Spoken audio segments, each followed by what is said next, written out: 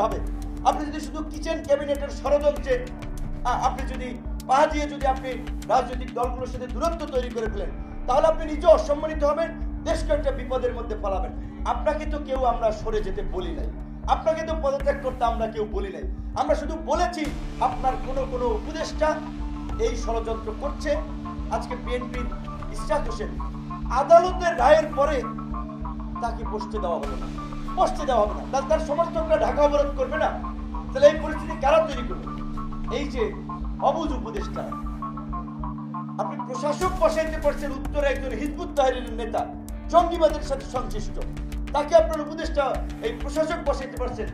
ইশরাকের মতো একজন রাজপথের লড়াকু যোদ্ধা, যারা গণতন্ত্রের জন্য সংগ্রাম করেছে, ভোটে বিজয়ী হয়েছে, তাকে আপনি বসতে দেবেন না। কারণ নতুন দল গঠন করেছে, তাদের ঢাকায় আধিপত্য দরকার, উত্তরে তাদের লোক, দক্ষিণে তাদের লোককে বসাতে হবে।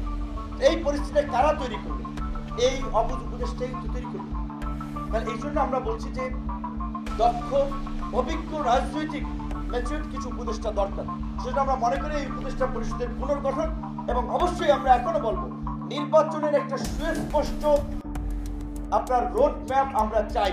আপনি কবে নির্বাচন, ডিসেম্বরে বলেন, জানুয়ারি বলেন, আপনি যেই অন্তত একটা মাসকে নির্দিষ্ট করেন যে এই মাসে আমরা নির্বাচন দেব, তাহলে তো সবাই একটা আস্থা পায়।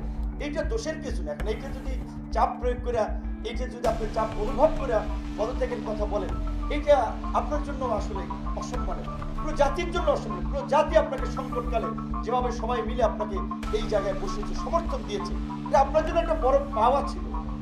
আপনি কেন রাজনৈতিক দলগুলোর সাথে দূরত্বটা তৈরি করবেন? আমরা আশা করব যে তারা আজকে সন্ধ্যায় বিএনপি, জামাত সহ পর্যায়ক্রমে বিভিন্ন রাজনৈতিক দলগুলোর সাথে আলাপ আলোচনায় বসতেছে। রাজনৈতিক দলগুলো সেখানে তাদের সুস্পষ্ট মতামত দিবে। সরকার উপদেষ্টা পরিষদ পুনর্গঠন করে নির্বাচনের জন্য যে ধরনের কর্মকাণ্ড দরকার সেই দিকে তারা হাঁটবে।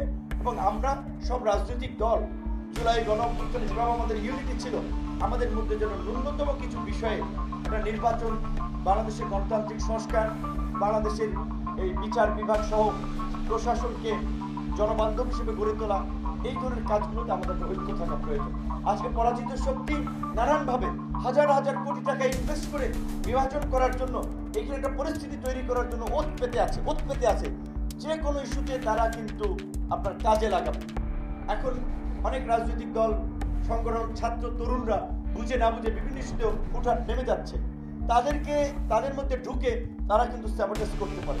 এই ক্ষেত্রে আমাদের যে ন্যূনতম ঐক্য ছাত্র, যুবক, তরুণ রাজনৈতিক দলগুলোর মধ্যে, এটা খুবই প্রয়োজন। এবং এখানে মহিন স্যার আছেন, তারা নীতি নির্ধারণী পর্যায়ের নেতা। বিএনপিকে আমরা বলেছি আগামীতে বাংলাদেশকে স্থিতিশীল রাষ্ট্র হিসেবে গড়ে তোলার জন্য